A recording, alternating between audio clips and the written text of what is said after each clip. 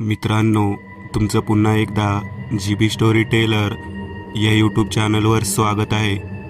आजच्या आपल्या गोष्टीचं नाव आहे एक झपाटलेली रात्र. लेखक श्री रामराज शेटे.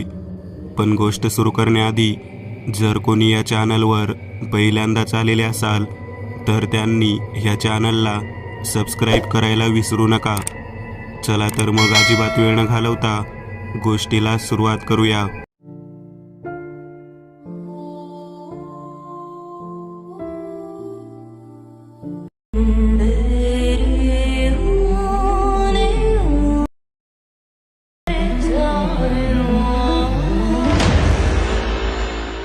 सकाळी सकाळी एका बातमीने धुमाकूळ घातलेला.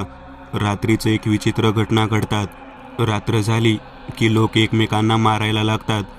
काय होतं त्या रात्री की राजापूर गावात रात्रीचे रक्ताचे पाट वाहतात आणि सकाळी परत नॉर्मल वातावरण होतं. शेजारच्या गावात भीतीचे वातावरण पसरलेले. गावकरी गोळा झाले. सरपंच आणि पोलीस पाटील आणि गावकरी यांची चर्चा होती. हे कशामुळे होत असेल? तेवढ्या दामू पोलिसांना बोलवायचे ठरवले. दामू हा आर्मीतून रिटायर्ड होऊन आलेला होता. त्याचा अशा गोष्टींवर विश्वास नव्हता. भूत असतात म्हणून. त्याची देहयष्टी मजबूत, संगत 4 जणांना लोळविल. मिशीचा आकडा, मोठाले डोळे, भारदार आवाज. आर्मीतून मेजर या पदावरून रिटायर्ड झालेले. वय 50च्या घरात. गावात पोलीस आले. त्यांना शेजारच्या गावात घडलेला प्रकार सांगितला. त्यात एका म्हाताऱ्या माणसाने सांगितले, त्या गावात भुताटकी आहे साहेब. पण पोलिसांनी त्या गोष्टीवर विश्वास ठेवला नाही. पोलिसांनी त्या गावात जायचे ठरवले. रात्र होत होती. राजापूर गाव हे एका डोंगराच्या कुशीत होतं. त्या गावाकडे जाण्यासाठी एक रस्ता होता. तो खडबडीत होता. त्या गावात जायला फक्त एकच रस्ता होता. बस. बाकी डोंगर आणि जंगलाशिवाय इकडे काही दिसत नव्हते. हळूहळू सूर्य मावळत चाललेला आणि थोड्या वेळात मरणाचा खेळ चालू होणार होता. राजापूर गावात पोलिसांची गाडी निघाली. कमांडर जीप गाडी होती. 5 ते 6 जण होते. 4 कॉन्स्टेबल आणि 2 PSI. गाडी रस्त्यावर खरखर आवाज करत खडबडीत रस्त्यावरून चाललेली. संध्याकाळ झालेली. इन्स्पेक्टर प्रकाश आणि रमेश उत्सुक होते की काय घडतंय नक्की, की लोक एकमेकांना जिवंत मारतात आणि हे सगळं कोण घडवत आहे. गाडी वेशीपाशी आली. लांबून पाहिले तर खूप भयंकर दिसायची. आजूबाजूला अंधार पडलेला होता. जसजसे वेशीजवळ यायला लागले तसे भीती वाटत होती. गाडी वेशीजवळ आली. त्यासमोर एक शुभ्र कपडे घातलेला एक म्हातारा दिसला होता. तो त्या गाडीसमोर गेला व सांगितले, पोरांनो, मागे फिरा. काळ आहे पुढे. जाऊ नका ह्या गावात, नाहीतर तुमचं मरण अटळ आहे. मागे फिरा, जाऊ नका. आता रात्र झालेली होती. त्यांनी त्या बाबाला विचारले, हा काय प्रकार आहे? तुम्ही काय बोलताय असे की काळ आहे या गावात? आम्हाला या गावात जावे लागेल. त्यांनी त्या बाबांचं काही ऐकलं नाही. त्यांनी गाडी चालू केली व वेशीतून गावात प्रवेश केला आणि गाडीभोवती दाट धुके पसरलेले. रमेश त्या धुक्यातून गाडी चालवत होता. रस्ता पण नीट दिसत नव्हता. अचानक समोरून कोणीतरी आडवे गेले. रमेशने करकचून ब्रेक मारला. काय झाले रमेश? गाडी का थांबवली? काय झाले? आजूबाजूला काही मोजकीच घरे होती. कौलारू. गाव तसे छोटे होते, पण एक चिटपाखरू पण दिसत नव्हते. गावात एक प्रकारची स्मशान शांतता होती. रमेश बाहेर उतरला. आजूबाजूला पाहिले, कोणीच नव्हते. पण त्याच्या मनात प्रश्न पडला की मगाशी गाडी समोरून काय आडवे गेले. बाकीचे मंडळी सगळे गाडीतच होते. त्यात एक हवालदार बाहेर उतरला व जांभाई देऊ लागला. समोर एक वडाचं मोठं झाड होतं. काही झुडपे. रस्ता खडबडीत. रस्त्याच्या दुतर्फा झाडं होती. रात्र अंधारलेली. किंचितही प्रकाश नव्हता. बहुतेक ती रात्र अमावस्या होती. रमेश गाडीकडे वळला व गाडी स्टार्ट केली. हवालदारही बसला. गाडी हळूहळू गावात शिरू लागली. तसतसा रमेशवर दडपण येऊ लागले. त्याला गाडीच्या आरशात एक सावली पाठलाग करताना दिसली.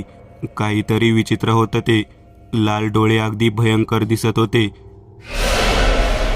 गावात काही लोकांचा आरडाओरडा ऐकू येऊ लागला. किंचाळण्याची बाया किंकाळी फोडत होत्या तर काही मोठ्याने हसत होते. भयंकर आवाज येत होते. कोल्ह्याची कोई कोई, कुत्री विवळत होती. जसं काही त्यांना अमानवी शक्तीचं अस्तित्व जाणवत होतं. काही भुंकून परत मागे पळून जात. आकाशात तर काहीच दिसत नव्हते. काळा कुट्टा अंधार पडलेला होता. गाडी गावात चावडीवर आली आणि त्यांना एक समोर दृश्य दिसले. इतके भयानक होते. चावडीत एक पिंपळाचे झाड होते. त्या झाडाला एक तरुणाला बांधले होते आणि तो मोठ्याने किंचाळत होता, मला वाचवा, मला वाचवा, नका मारू मला, नका मारू, मला मरायचं नाही, मोठ्याने आक्रोश करत होता. आजूबाजूला रमेशने गाडी थांबवली व रमेश गाडीतून उतरून त्या लोकांकडे धावत गेला. तिथे गेल्यावरती लोक गायब झाली. फक्त तिथे पिंपळाचे झाड सोडले तर काहीच नव्हते. तेवढ्यात काहीतरी वेगाने पाठीमागून येत आहे असे जाणवले. त्याने डोळे गच्च मिटले. पाठीवर कोणीतरी हात ठेवला आणि रमेश दचकला. काय झालं साहेब, तुम्ही काय इकडे पळत आलात, काय झालं? सर्व पोलीस तिथे आले व विचारले. त्याने घडलेली घटना सांगितली. पण हे फक्त रमेशलाच दिसलं, बाकी कोणालाच जाणवले नाही. काही नाही रे, भास झाला असेल तुला, भूत वगैरे काही नसतं, प्रकाश म्हणाला. तेवढ्यात एक माणूस तिथे आला. फेटा बांधून होता, काळा कोट, खाली काळी पॅन्ट आणि बूट घालून होता. बोला साहेब, एवढ्या राज्याला काय काम म्हणायचं इकडे? काय गावात विपरीत घडलं की काय? सगळा फौजफाटा आला पार. हो, आम्हाला थोडी माहिती हवी होती. इथे म्हणे काही घटना घडतात. तो माणूस घाबरला व पोलिसांना गप्प बसण्यास तोंडाने इशारा केला. थांबा साहेब, इथे काही बोलू नका, आपण आपल्या वाड्यावर जाऊ, इकडं जवळच राहतो आम्ही. तो पोलीस बरोबर आला आणि गाडीत बसला आणि बाकीचे पोलीस त्यांच्याकडे पाहत राहिले. गाडी चावडीत आली. समोर 5 ते 6 जणांचा घोळका येऊ लागला. हातात कुऱ्हाडी व कोयते होते आणि ओरडत पळत गाडीकडे येऊ लागले. कोणाला काहीच कळेना काय करावं ते. तो माणूस रमेश शेजारी होता, तो गायब झाला. सगळे अवाक झाले. तो कोठे गेला? समोरून तर घोळका येत होता. काही हवालदार तर घाबरले. तोंडावर घाम फुटला. तेवढ्यात प्रकाशने आपल्या रिव्हॉल्व्हरमधून त्यांच्या दिशेने फायर केले. काही लोक खाली पडली. असे फायर करत असताना दुसरीकडून रमेश प्रकाशला ओरडला, अरे काय केलंस हे? पण 30 लोक परत उठली व त्यांच्याकडे येऊ लागले. तोंड रक्ताळलेलं, लाळा गळत होत्या त्यांच्या तोंडातून, डोळं बाहेर आलेले होते, डोक्याला जखमा होत्या. काही स्त्रिया व काही मुले, म्हातारे लोक होती, ते सरकत होती त्यांच्याकडे. इकडे एका मोठ्याने आरोळी ठोकली, पळा रे, आपलं काही खरे नाही. सगळे इकडे तिकडे पळू लागली. त्यात एक वयस्कर हवालदार होता, त्याला पळता येईना. त्या लोकांनी त्याला पकडायला लागले. तो पळायचा प्रयत्न करू लागला पण पळता येईना. तो असाच मागे मागे सरकत होता. शेवटी एका म्हातारेने त्याचा पाय धरला. तसा त्या हवालदाराने मोठ्याने हांबरडा फोडला, तो शेवटचा. त्याला त्या लोकांनी कुऱ्हाडीने 2 मधोमध तुकडा पाडला, छातीपासून ते पायापर्यंत. त्याचे हृदय व डोळे काढून त्याला पिंपळाच्या झाडाला टांगला व खालून पेटवून दिला. ते प्रेत सरसर पेटत होतं. इकडे काही पोलीस एका घरामागून हा प्रकार पाहत होते. आता सगळे घाबरले होते. प्रकाशला तर चक्कर यायला लागली होती. तेवढ्यात एका हवालदाराने त्याला धरलं. काय करावे काही सुचेना. भाराचा टोल पडला. मोठ्याने आवाज घुमू लागला. हवेत एक प्रकारची गरमी वाढली होती. एक कुबट वास येऊ लागला आणि वीज कडाडली. तसा आवाज झाला. धूर पसरला सगळीकडे. ज्या झाडामागे हे लपले होते त्या झाडाला चिकटून प्रकाश होता व बाकीचे त्यांच्या मागे उभे होते. आता गावातली लोक घराबाहेर येऊ लागली. त्यांच्या चेहऱ्यावर एक प्रकारे रागीटपणाचे लक्षण दिसू लागले. त्यांच्या तोंडातून लाळ गळत होती. जो दिसेल त्याला मानेवर चावून, त्यांचे रक्त पिऊन, त्यांच्या छातीत सूर्याने खुपसून हृदय व डोळे काढीत असे व पिंपळाच्या झाडाला उलटे टांगून जाळून टाकत. व मोठ्याने हसत व नाचत असे. एकमेकांमध्ये ते करत. त्या टोळीत जो मेलेला हवालदार पण होता तो पण त्या टोळीत सामील होता. तेवढ्यात रमेशच्या शेजारी उभा असलेला कर्मचाऱ्याचा मोबाईल वाजला आणि रमेश व कर्मचारी यांची धावपळ झाली. आता काय करावे हा प्रश्न समोर उभा राहिला. त्या टोळक्यानं यांच्याकडे पाहिले. त्या टोळीतील काही लोक रमेश व त्यांच्या सहकार्याकडे पळत येऊ लागली. हातात कोयते व कुऱ्हाडी घेऊन येऊ लागले. रमेश व बाकीचे लोक थरथर कापत होते. पोलीस सैरावैरा पळू लागले. रस्त्यात एक जुना पडका वाडा होता. रमेश व त्याचे सहकारी जुन्या वाड्यात येऊन लपले. आतमध्ये तो वाडा एक राजमहल वाटत होता. खूप सुंदर सजवला होता. ते सगळेजण तो वाडा पाहून अचंबित झाले. एक झोपाळा होता. वाड्यात एक प्रकारची शांतता होती. खिडकीतून थंडगार वारा येत होता. त्या वाऱ्यामुळे झोपाळ्याचा आवाज करकर होत असे. कोणीतरी झोके घेत आहे एवढा मोठा आवाज येत होता. रमेश प्रकाशला म्हणाला, एवढ्या भयंकर जागी हा वाडा कोणाचा? कोण राहत असेल या वाड्यात? कोणी आहे का या वाड्यात? प्रकाश ओरडला, पण कोणीच साथ घालीना. समोर एक दरवाजा होता. मोठा टोकदार सळ्या होत्या. पूर्वी आपल्या रक्षणासाठी त्या दरवाजाला लोखंडी सळ्या लावल्या होत्या. रमेश व त्याचे सहकारी त्या दरवाजाकडे निघाले. त्या दरवाजाचं कुलूप तुटलेलं होतं. खूप मोठं कुलूप होतं. आत प्रवेश झाल्यावर जो कर्मचारी मागे होता त्याचं मुंडकं धडावेगळं झालं. रक्ताच्या चिळकांड्या उडाल्या. त्याचा जीव तोंडावाटे निघाला होता. हे पाहून आता सगळे घाबरले. एक अर्ध सर्प, त्याला जोडून अर्ध मनुष्य अशी शरीर रचना होती. त्यांच्या समोरून ते धडावेगळे प्रेत फरफटत ते बाहेर गेले. रक्ताची पावले उमटली होती, पण ते पाऊल मानवी नव्हते. अर्ध मनुष्य व अर्ध सर्प ह्या प्रकारचे होते. खोलीत प्रकाशला हे बघून ग्लानी आली व तो खाली पडला. रमेश त्याला उचलणार तेवढ्यात प्रकाशचा चेहरा विद्रूप होऊन पेट घेतला व तो ओरडू लागला, मला वाचवा, मला काय होतंय, मला वाचवा. पण त्याच्या पूर्ण शरीराने पेट घेऊन तो त्यातच मरण पावला. आता राहिलं दोघे जण. ते बाहेर पळायला लागणार तेवढ्यात वाड्याचा दरवाजा बंद होतो. तो कायमचाच. आत दोघे जण अडकले. ते दोघे रस्ता शोधू लागले बाहेर पडण्याचा. रमेश दरवाजा उघडण्याचा प्रयत्न करू लागला, पण व्यर्थ. काहीच उपयोग होत नव्हता. त्याने घड्याळात पाहिले. पहाटे 3 वाजले होते. तो एका ठिकाणी बसलेला. तिथे त्याला एक पुस्तक दिसते. तो वाचू लागतो. 2000 वर्षापूर्वी एक राजा इंद्रसेन राज्य करीत होता. त्याला अघोरी विद्येचा फार नाद होता. त्याच्या राज्यात एक अघोरी बाबा होता. तो एका घनदाट जंगलात राहत होता. राजा ही विद्या ग्रहण करण्यासाठी मध्यरात्री येत असे, कारण ही अघोरी विद्या ही मध्यरात्री ग्रहण करायची असते. त्यासाठी त्याला डोळे व माणसाचे हृदय लागत असे. खाण्यासाठी व रक्त पिण्यासाठी तो राजा रोज एका माणसाचा बळी देऊन त्याचे रक्त पिऊन डोळे व हृदय घ्यायचा. तो हृदय कच्चं खायचा, डोळे पण कच्चं खात.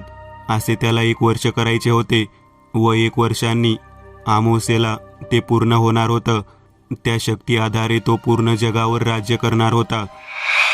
त्याला त्याची हाव चढली होती. दिवसा तो एका चांगल्या राजाप्रमाणे राज्य करीत असे. सकाळी काही स्त्रिया पाणी भरण्यासाठी येत होत्या. जंगलातून रोड होता, तर त्यांना समोर पिंपळाच्या झाडाला एक टांगलेलं प्रेत दिसलं. छाती पूर्ण फाडली होती व हृदय काढून घेतले होते. डोळे पण काढून घेतलेले. तोंडातून रक्त बाहेर पडत होते. ते पाहून त्या स्त्रिया ओरडत पळत पळत गावात आल्या. त्यांना दरारून घाम फुटला होता व त्या पूर्ण घाबरल्या होत्या. त्यांना काय बोलावे सुचत नव्हते. ते फक्त जंगलाकडे बोट करत होते, पण तोंडातून शब्द निघत नव्हते. बाकीची लोक त्यांना विचारू लागली, काय झालं, काय पाहिलं तुम्ही? त्यात वसुंधरा नावाची मुलगी होती. तिने हिम्मत करून झालेला प्रकार तिने आपल्या रघुला, नवऱ्याला सांगितला. रघुने ही बातमी जो गावाचा सरपंच होता त्याला सांगितली. त्या दिवशी सगळा गाव भीतीच्या सावलीत होता.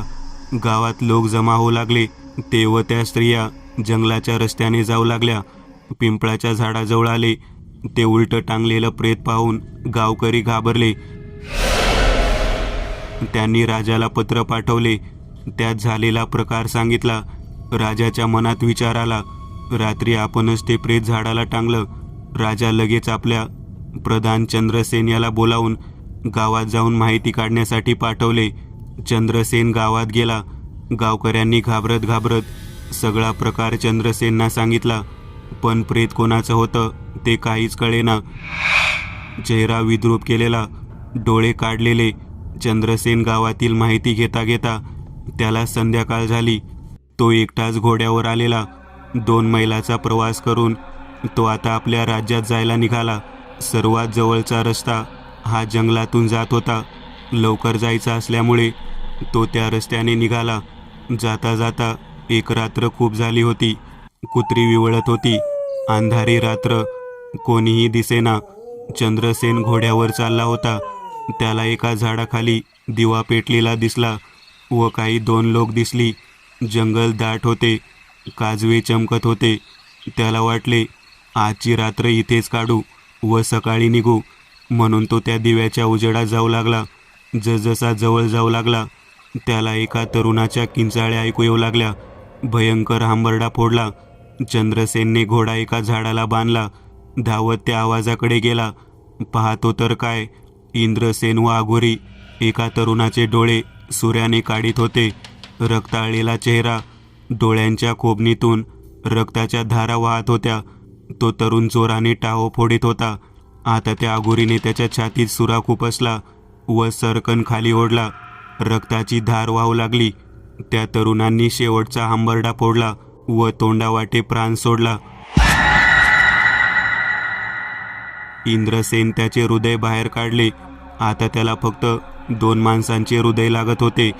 ते भेटले तर त्याला अघोरी विद्या प्राप्त होणार होती. काळ्या शक्तीच्या जोरावर तो लोकांवर राज्य करणार होता. समोर युद्ध न करता अघोरी शक्तीने दुसऱ्या राजावर आपले वर्चस्व गाजवणार होता. रमेश व त्याचे सहकारी एका वाड्यात येऊन थांबतात. अघोरी विद्येचा वापर करून इंद्रसेन पूर्ण जगावर वर्चस्व गाजवणार होता. चंद्रसेन ताडकन त्या झाडामागून परत लांब आला आणि विचार करू लागला, काय करावे. इंद्रसेनकडे गेलो तर आपल्याला मरावे. आपण त्यांच्याशी लढून निभाव लागणार नाही, कारण त्याचे अघोरी विद्येचा वापर करून तो आपल्याला हानी पोहोचवेल. त्याने गावाकडे जाण्याचा निर्णय घेतला व तसाच गावाकडे घोड्यावर बसून गावाकडे गेला.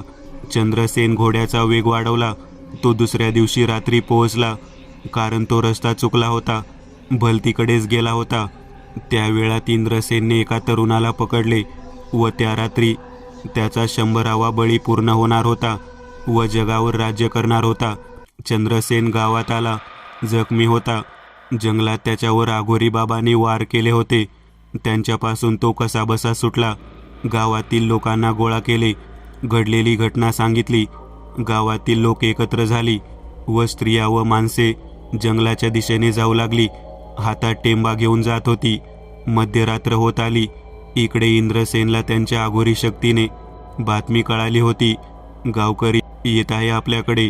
त्याने गावाच्या वेशीजवळ एक मंतरलेली राखेची वेस आखली. त्यापुढे अजून एक वेस आखली. त्या वेशीत बाहेरच्या व्यक्तीने प्रवेश केला तर तो परत जिवंत बाहेर येणार नाही. ओलांडल्यास लोक मरून त्यांचे आत्मे गावातच कैद राहतील व मांसभक्षक होतील. इकडे इंद्रसेनने तरुणाला पकडलेले होते. त्याचा बळी देण्याची वेळ आली. तप करून बरोबर चंद्र ढगाआड गेला की बळी द्यायचा.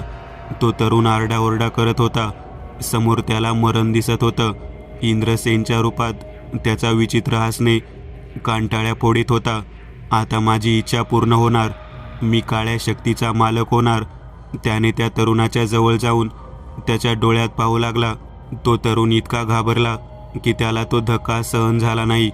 त्यातच तो मेला. हे पाहून इंद्रसेन चिडला. त्याची 12 वर्षाची मेहनत वाया गेली. त्याची इच्छा अपूर्ण राहिली. तो खूप चिडला. तिथे अघोरी बाबा आला. त्याला काय करावे कळेना. त्याने इंद्रसेनला सावरले व म्हणाला, इंद्रसेन, अजून वेळ गेली नाही.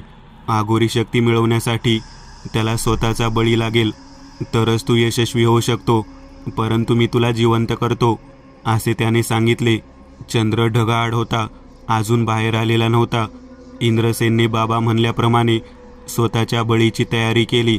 त्याने स्वतःच्या रक्ताचा अभिषेक त्या काळ्या दगडाला घातला जे पिंपळाच्या झाडाखाली होतं. जसं रक्त त्या दगडावर पडले तसे हवेत एक गरमी सुरू झाली. आगीचा पाऊस पडू लागला. झाडे भरभर जळून खाक झाली. गावात पण लोक घाबरली. जे घडायला नाही पाहिजे तेच घडले. आता उपयोग नव्हता. काळी शक्ती जिंकली होती. इकडे रक्ताचा अभिषेक होत असल्याने दगडातून एक अर्धमानव व अर्ध सर्प आकृती बाहेर पडली व इंद्रसेन आपल्याकडे असलेल्या सूर्याने आपले हृदय व डोळे काढून त्या शक्तीला अर्पण केले व तो धाडकन जमिनीवर पडला. इकडे ती आकृती मोठी होऊ लागली तसा तो आघोरी बाबा मोठ्याने हसू लागला. मालक, आपण जिंकलो. गावात लोक त्या वेशीजवळ आली व पाय टाकल्यावर सगळे जळून खाक झाली. त्यांचे आत्मे अजूनही त्या गावात भटकत आहे. त्यांना अजूनही शांती भेटली नाही. नवीन कोणी गेला तर ते त्याला मारून टाकत व हृदय व डोळे काढत. हा ते आघोरी बाबा आणि इंद्रसेनचे नियोजन होतं, कारण त्यामुळे त्यांची ताकद 10 पटीने वाढणार होती. इकडे राज्यात एक हनुमानाचा भक्त होता, चंद्रसेनचा मुलगा आर्यसेन. त्याला गुरुविद्येची तयारी चालू होती. चंद्रसेनच्या मरणाची बातमी गुरुगंगा राजाच्या स्वप्नात येऊन चंद्रसेनने आपल्या गुरुला घडलेली हकीकत सांगितली. त्या आघोरी बाबाचं प्रकरण गुरुला समजले. चंद्रसेनने आर्यसेनला पूर्ण मायावी विद्या तयार केली, कारण त्या शक्तीला हरवण्यासाठी खूप शक्ती लागेल, तयारी खूप करावी लागेल. गुरुगंगा राज आर्यसेनला हिमालयात तपासाठी घेऊन गेले व हनुमानाला प्रसन्न करून मायावी विद्या ग्रहण केली. पण हनुमानाने त्याला सांगितले की ह्या शक्तीचा अंत नाही करता येणार. तुला 2000 वर्षे वाट बघावी लागेल. फक्त तू त्याला कैद करू शकतो एका पेटीत. त्याला कैद करण्यासाठी जिथे इंद्रसेनने तप केले, पिंपळाच्या झाडाखाली जो दगड आहे त्यात ती काळ्या शक्तीचा वास आहे. तो दगड त्या पेटीत ठेवून ती पेटी एका खड्ड्यात पुरून त्यावर ओम लिहून ठेवा, म्हणजे त्या ओमाच्या प्रभावाने ती शक्ती कमजोर पडेल. आर्यसेन हनुमानाचं बोलणं लक्ष देऊन ऐकत होता. नंतर हनुमानाने आर्यसेनला आशीर्वाद दिला व त्याबरोबर त्याला एक मृत्युंजय मंत्र म्हणायला सांगितला. त्यामुळे आर्यसेनच त्या अमानवी शक्तीपासून स्वरक्षण होईल. एवढं बोलून हनुमान अदृश्य झाले. आर्यसेन व गुरुगंगा राज परत आपल्या राज्यात आले. त्यांनी राज्यातील प्रजेला कळून दिले नाही की आम्ही आलोय. त्यांना शांत जागा हवी होती. त्यांनी जंगलाच्या मधोमध एक कुटी उभारली. तिथे देवाची साधना करत त्यांनी ती जागा अभिमंत्रित करून पवित्र केली. काही अंतरावरती गावाची वेस होती. त्यांनी त्या गावाचा पूर्ण अंदाज घेतला. आता त्यांना अमानवी शक्तीचा सामना करायचा होता. इकडे आघोरी बाबा व ती अमानवी शक्तीने दहशत वाढवली होती. राज्यात भीतीचे वातावरण होते. असंच एका रात्री गुरु आणि आर्यसेनची चर्चा चालू होती.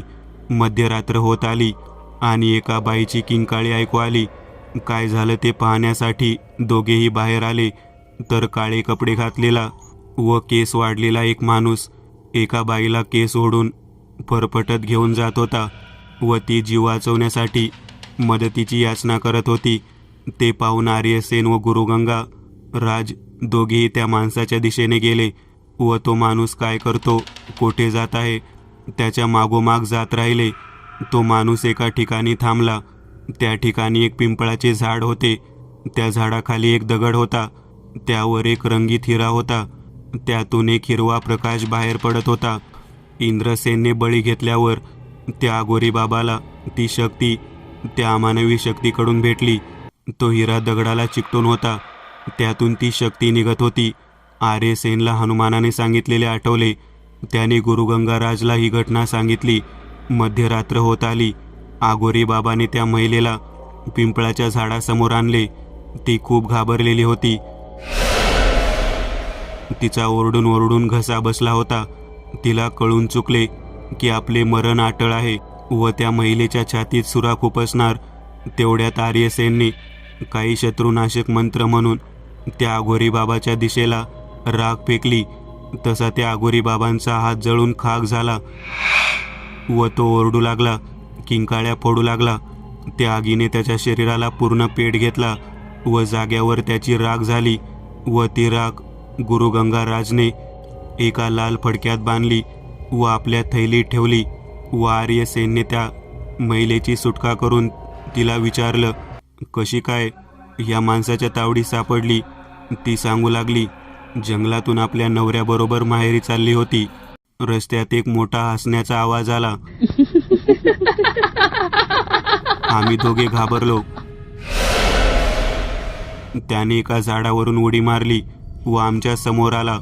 त्याने माझ्या नवऱ्याला पोटात सुरा खुपसून मारले व मला पकडून इथे आणले.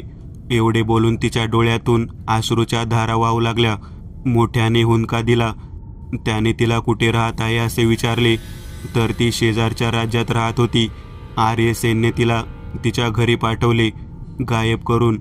तेवढ्यात तिथे मोठ्याने हसण्याचा आवाज आला. तो इंद्रसेनच्या आत्म्याचा आवाज होता. अरे मूर्ख माणसा, तू इथे पण आला का माझ्याशी टक्कर घेण्यासाठी? तुझ्या बापाची काय अवस्था केली बघ मी. तो पण मला टक्कर देण्यासाठी आला होता, गावातल्या लोकांना घेऊन. त्यांचाही आत्मा या गावातच कैद केला. असे बोलून तो आवाज वाढू लागला. गंगाराज त्या आवाजाकडे वेध घेऊ लागला पण अंदाज येईना.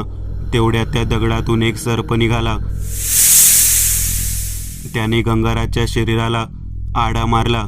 गंगाराज आपली सुटका करण्याचा प्रयत्न करू लागला पण व्यर्थ.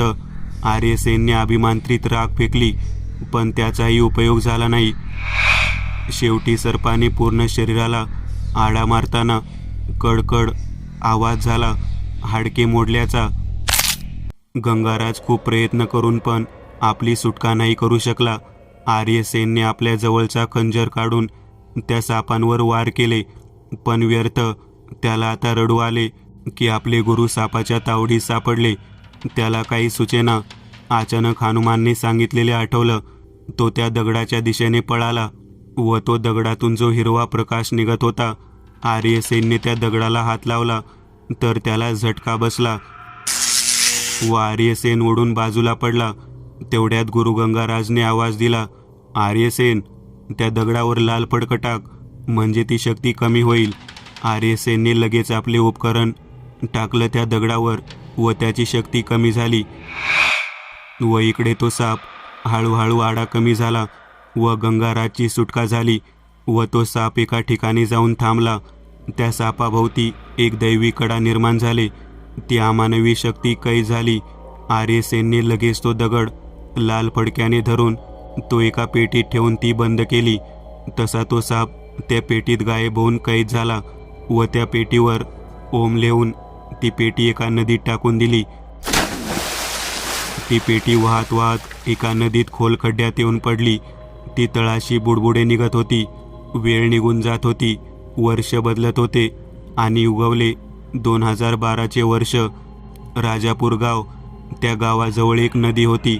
शेजारच्या गावातून काही लोक मासेमारी करण्यासाठी एका नदीत मासे पकडत पकडत त्या खड्ड्याजवळ आली आणि जाळं टाकलं. त्या जाळ्यात ती पेटी अडकली. रामा व शिवा दोघेही आनंदित झाले कारण सकाळपासून एक मासा पण भेटला नव्हता. काहीतरी अडकलं होतं, जड लागत होतं. त्यांनी ते जाळं ओढलं. त्यात एक पेटी होती. त्यावर ओम लिहिलेलं होतं. पेटी सोन्याची होती. त्यांना वाटलं काहीतरी खजाना असेल म्हणून ती पेटी घेऊन राजापूर गावात आले. पण त्या गावात मरण त्यांची वाट पाहत होतं. संध्याकाळी गावात आले. एक पडका वाडा होता. त्या वाड्यात ते मुक्काम करायचे ठरवले. रात्री जेवण केलं व त्यांना ती पेटीची आठवण झाली. त्यांनी ती पेटी उघडली. त्यात लाल फडक्यात काहीतरी दगडावर प्रकाश दिसला. त्यांनी ते फडकं बाजूला काढले. त्यांना सोन्याचा दगड व त्यावर हिरा होता. तेवढ्यात फटकन फाट मोठ्याने आवाज झाला. तिथे मोठा प्रकाश निर्माण झाला व एक मोठा साप फणा काढून त्यांच्याकडे बघू लागला. त्याच्या तोंडातून जाळ निघत होता. इकडे रामा व शिवा पळू लागले. आज 2000 वर्षांनी ती अमानवी शक्ती पुन्हा कैदेतून सुटली व एक हसण्याचा भेसूर सूर ऐकू येऊ लागला. कोल्हे ओरडू लागले. वातावरण गरम झाले आणि पुन्हा दहशत निर्माण झाली. त्या सापाची नजर रामा व शिवावर पडली. त्याने त्या रामाच्या समोर येऊन त्याला पकडलं व शरीराला आड घातला. पूर्ण फाडला. सुळे असलेल्या दाताने भळाभळा रक्त वाहू लागले. पूर्ण गिळून त्याचा चौथरा बाहेर टाकला. काही शिल्लक राहिले नाही. नंतर शिवाकडे लक्ष गेलं. तो जीवाच्या आकंताने पळत होता, इतका की त्याची बोटं फुटली तरी त्याला कळेना.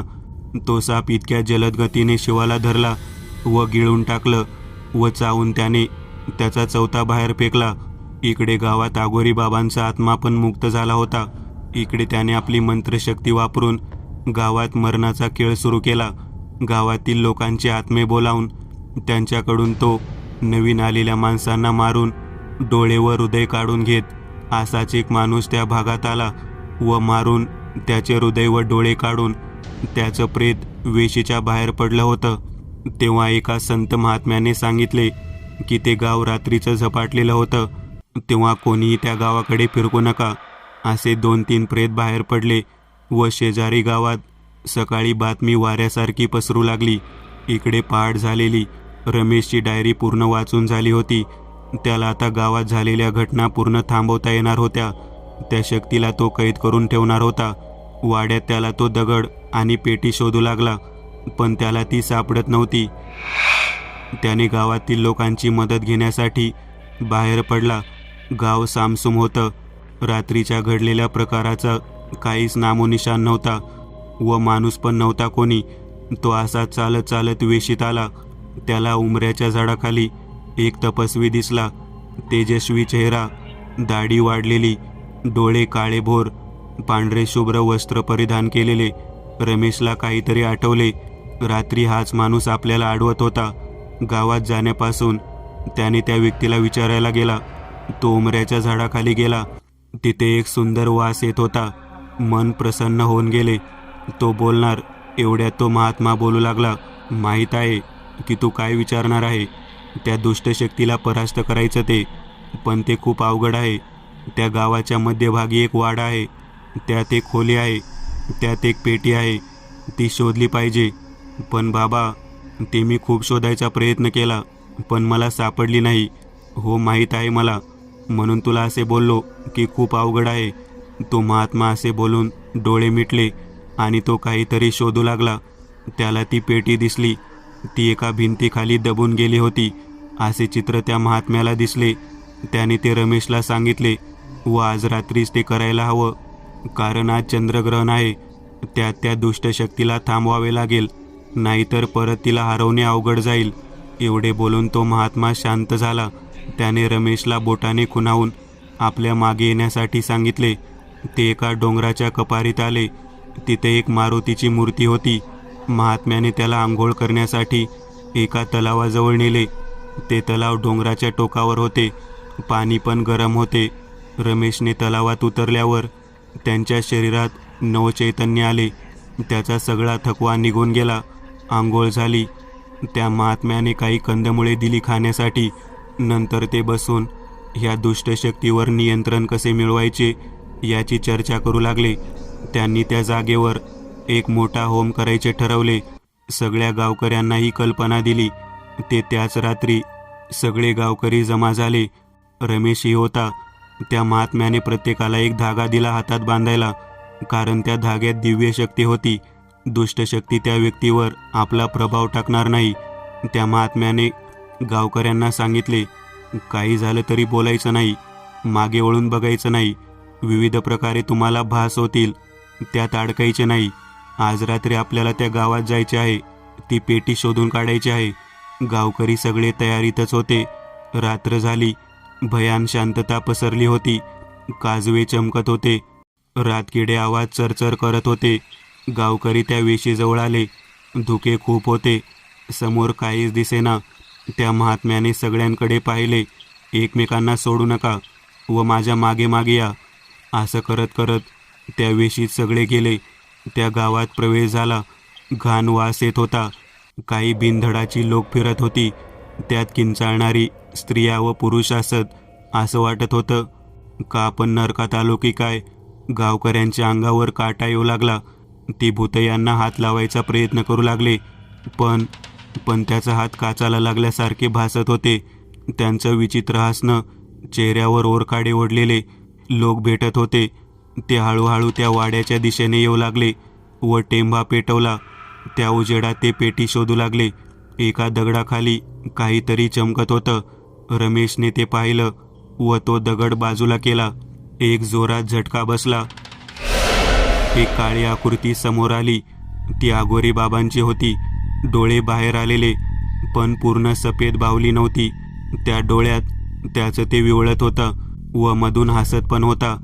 चेहरा विद्रूप झालेला, तोंडातून लाळ गळत होती. आकाशात काळे ढग जमा झालेले, एक घाण वास सुटलेला. मला पकडायला आला का? तुम्हाला तुमचं मरण घेऊन आले. तेवढ्यात बाहेर गावातील काही लोक ओरडायला सुरुवात झाली, कारण मागून एक सर्प येत होता.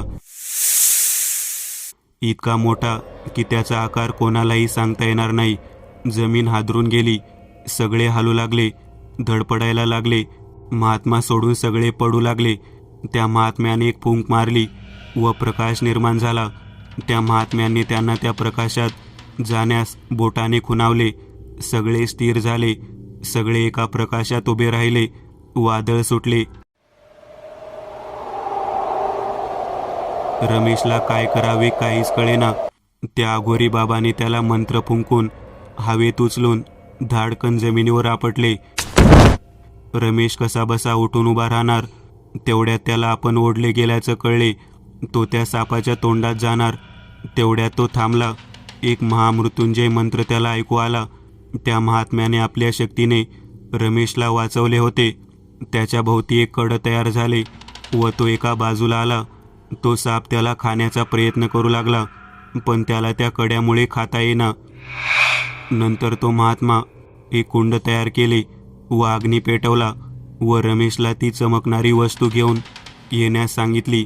आगोरी बाबा आपली शक्तीने रमेशला थांबून ठेवण्याचा प्रयत्न करत होता, पण निष्फळ. रमेशने तो चमकणारा दगड आणला व पेटी आणली व त्या महात्म्याने त्या पेटीत जो दगड ठेवला, तेवढ्यात आकाशातून वीज कडाडली व मोठा आवाज झाला, कानठाळ्या बसेल इतका. इकडे आगोरी बाबाचा आत्मा जाळायला सुरुवात झाली. तो किंचाळत होता, विवळत होता. सोडा मला, सोडा मला. तो मोठा सर्प पण जळायला लागला. त्यातून कित्येक लोकांचे आत्मे मुक्त झाले, याची गणती करता येणार नाही. तो सर्प जळत असताना खूप मोठा प्रकाश पडला होता. ती दुष्ट शक्ती कैद व त्यावर ओम लिहून ती त्या अग्निकुंडात टाकली. तशी ती जमीन फाटली. लावा दिसू लागल्या, गरम वाफा येऊ लागल्या. ती पेटी त्या जमिनीत लावात मिसळून गेली व पूर्ण दगडासकट तिचे लावात रूपांतर झाले व ती जमीन पुन्हा मिळून दुष्ट शक्ती कायमची नष्ट झाली. तिला नरकात जावे लागले, ते कायमचे. इकडे रमेश व गावकरी त्या महात्म्याजवळ गेले व आभार मानले, पण रमेशला काहीतरी भास झाला. कोणीतरी हाक मारल्याचा तो प्रकाश होता. रमेशला आनंद झाला, आपला मित्र जिवंत असल्याचा, व तो त्याला आलिंगन देण्यासाठी गेला, पण तो प्रकाशच्या आरपार गेला. त्याला कळून चुकले की त्याचा आत्मा आहे तो. पुन्हा चेहरा रडकुंडीला आला. तो महात्मा बोलू लागला. त्याची शेवटची इच्छा अपुरी राहिली होती, म्हणून तो परत दुसऱ्या जगातून आला. तो काय म्हणतोय ते ऐकून घे. त्याने रमेशकडे पाहून आपल्या आईकडे लक्ष देण्यास सांगितले व तो गायब झाला. आता प्रकाशला मुक्ती भेटली व स्वर्गात गेला. रमेशने त्याला विचारले, मी कसा वाचलो? त्या महात्म्याने त्याला सांगितले, तुझे वडील माझे भक्त होते. त्यांनी तुला न सांगता गपचित माझा फोटो व अंगारा एका पुडीत बांधून ती पुडी तुझ्या पाकिटात होती, म्हणून तू वाचला. आणि तुझ्या बाबांची भक्ती एवढी होती ना की मी प्रसन्न झालो. तू इकडे येण्यासाठी निघाला ना, तेव्हा तुझ्या वडिलांनी मला बोलले होते की याचं रक्षण कर, म्हणून तुला अडवण्यासाठी मी आलो, पण तू ऐकले नाही आणि मलाही गुप्त रूपाने तुझ्यासोबत यावे लागले. तो तेजस्वी महात्मा दुसरा तिसरा कोणी नसून खुद्द स्वामी महाराज होते. त्यांनी रमेशला दर्शन दिले व गायब झाले. भिवू नकोस, मी तुझ्या पाठीशी आहे. मित्रांनो, आज पुरतं एवढंच. तुम्हाला जर काही गोष्ट आवडली असेल तर नक्की लाईक करा. तुमच्यापैकी बरेचसे जण व्हिडिओ लाईक न करताच पळून जातात, पण हा जर व्हिडिओ तुम्ही लाईक केला तर मला जरा बरं वाटेल आणि असेच भारी भारी व्हिडिओ बनवायची माझ्यात एनर्जी येईल. त्यामुळे नक्की लाईक करा आणि अजूनही कोणी या चॅनलला सबस्क्राईब केलेलं नसाल तर लगेच सबस्क्राईब करून टाका आणि बाजूची घंटी ती मात्र दाबायला विसरू नका. देवाची घंटी आहे ती. चला तर मग पुन्हा भेटूया अशीच एक आगळी वेगळी गोष्ट घेऊन पुढच्या